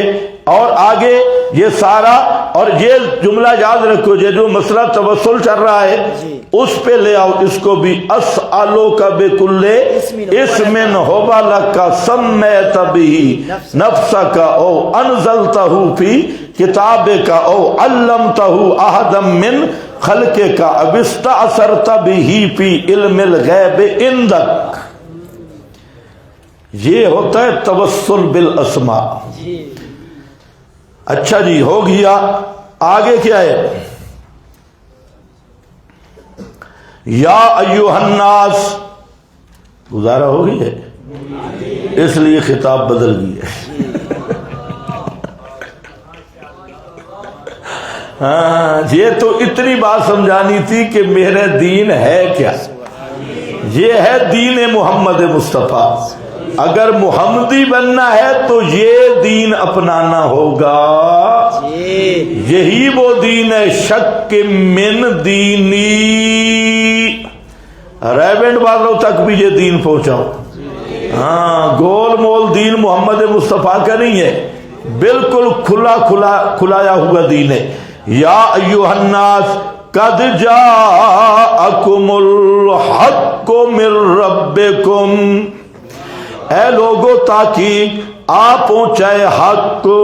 حق کے دو معنی ہیں، ایک اوپر لکھا ہے هو القرآن العظیم، اور دوسرا معنی اس کا سیاقی ہے، اور وہ کیا ہے؟ حق. فلا اعبد الذین تعبدون من دون اللہ، اسی کو دہرایا گیا. یہی حق دین ہے تمہارے رب کی طرف سے. فمن اہتدی، پس جو آدمی اس دین کو اختیار کرے گا، اہتدی جو اس دین کو مانے گا، اس سے ہدایت حاصل کرے گا. فإنما يهتدي لنفسه، پس سوائے اس کے نہیں وہ ہدایت حاصل کرے گا اپنے نفس کے فائدہ کے لیے. مجھے کوئی اس کا فائدہ یا نقصان نہیں ہے. لنفسه ومن ضل، اور جو کوئی اب بھی گمراہ رہے، فإنما يضل علیہ، پس سوائے اس کے نہیں اس کی گمراہی. یضلو وہ گمراہ ہوتا ہے اوپر اس کے، یعنی اس کی گمراہی کا نقصان اسے ہوگا. وما انا علیکم بوکیل، یوں مسئلہ بیان کر، یوں حق آ گیا. حق یہی ہے، ان کنتم فی شک من دینی، یہی حق ہے تمہارے رب کی طرف سے. جو مانے اس کا فائدہ ہوگا، جو نہ مانے اسی کا نقصان ہوگا. مبلغ کا کام پہنچا دینا ہے. اور فرمایا میں نہیں ہوں اوپر تمہارے وکیل، میں کوئی مختار نہیں ہوں. وکیل کا معنی مختار. میں مبلغ ہوں، داعی توحید ہوں. میں تمہیں زوری زور بنوا نہیں سکتا، میں تم تک پہنچانے آیا ہوں. واتبع ما یوحی الیک، واتبع اتباع کر میرے پیغمبر، ما یوحی الیک، اعتقادا بعملا بتبلیغا، عقیدہ بھی یہی رکھ جو ابھی شک من دینی والا دین پہنچایا ہے، عقیدہ بھی یہی رکھ، عامل بھی اسی پہ رائے، دعوت بھی اسی چیز کی دے. ما یوحی الیک واصبر، ڈٹ کے رہے میرے پیغمبر. واصبر، یہ واصبر کیوں آیا؟ کہ یہ دین بیان کرو گے تو مخالفتیں ہوں گی. سوال نہیں پیدا ہوتا کہ یہ مفتاح القرآن میں تم بیٹھے ہو، یہی ذرا اپنی مسجدوں میں جا کے بیان کرو گے تو میں دیکھوں گا. ہاں پھر مصائب شروع ہوں گے تو مصائب میں پھر گھبرانا نہیں. کیا ہے؟ واصبر، واصبر. جب جاؤ گے محلے کے مولوی خلاف ہوں گے، اور پرانے کھران ملا کتمان حق والے تلبیس والے وہ بھی سارے خلاف ہو جائیں گے. اوپر نیچے سارے خلاف ہوں گے. چودھری خان ملک سردار سب خلاف ہوں گے اور کہیں گے جناب ہم آپ کو شہر سے نکالیں گے. پیغمبر کو نہیں کہا تھا یقتلوکا او یخرجوکا او یثبتوکا، یہ کام تو ہوگا. لیکن یاد رکھو مسئلہ توحید بیان کرنے پر مصیبتیں وہی آتی ہیں جو نبیوں کو آئی ہیں، مصائب اور حالات وہی آتے ہیں جو نبیوں پہ آئے. لیکن یاد رکھنا اس مسئلے کے خالص بیان پر نصرت بھی وہی آتی ہے جو نبیوں پر آئی ہے. اللہ کی مدد وہی آتی ہے جو انبیاء پر آئی ہے. آگے برضی ہے بیان کرنا ہے نہیں کرنا. جس نے بیان کرنا ہے تو یہ پھر پھولوں کی سیج نہیں، اس پہ مصائب پھر شیروں کی طرح سینہ ہو، سب کچھ برداشت کرے. اور جب برداشت کر گیا تو پھر نصرت شروع ہو جائے گی. انا لننصر رسلنا واصبر، یہی نصرت ہے نا. یہ جو آپ بیٹھے ہیں یہ نصرت ہی ہے نا، یہی نصرت ہے. ادھر کوئی توقع تھی صحیح، ادھر طالب علم آئیں گے، سوال ہی نہیں پیدا.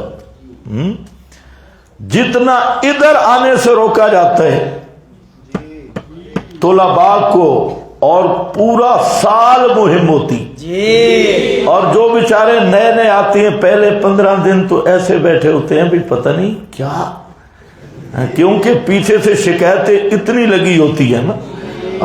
شکایات لگا لگا لگا، بدنام کر کر کر کر کر. تو ہم بھی ہر سال نہیں سوچتے ہیں کہ آئندہ سال طالب علم نہیں ہوں گے. ہاں تو پتہ نہیں یہ پھر آپ کدھر سے نکل آتے ہو, یہ بھی نہیں سمجھ آتی.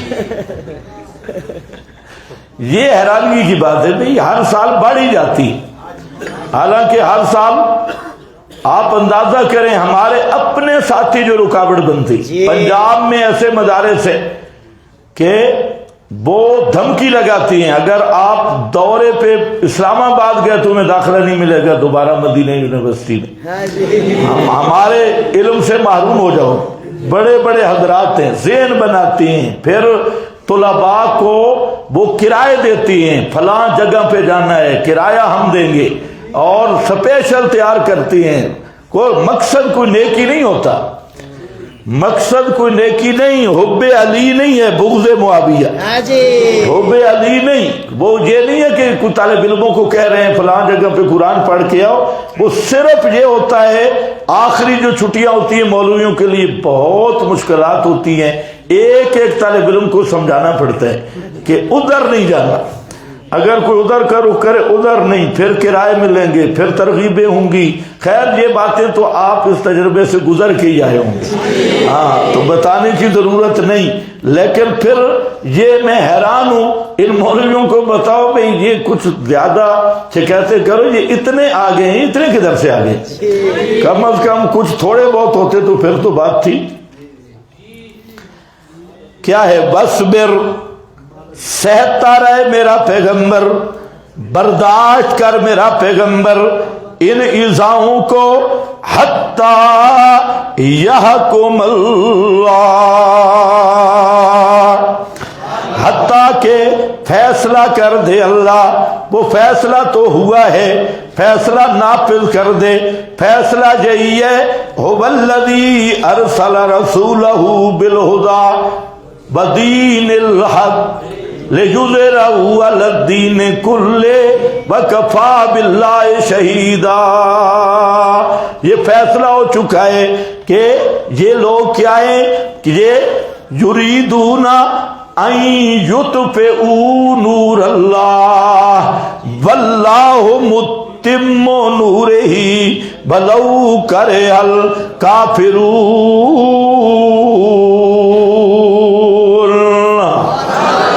کیسے مقام پہ ولو کرہا, ایک ادھر فرمایا فدعوا اللہ مخلصین لہ الدین, آگے فلو کرہ الکافرون, ادھر واللہ متم نورہ, یہی نور توحید ہے, متم نورہ ولو کرہ الکافرون. یہ فیصلے ہو چکے ہیں.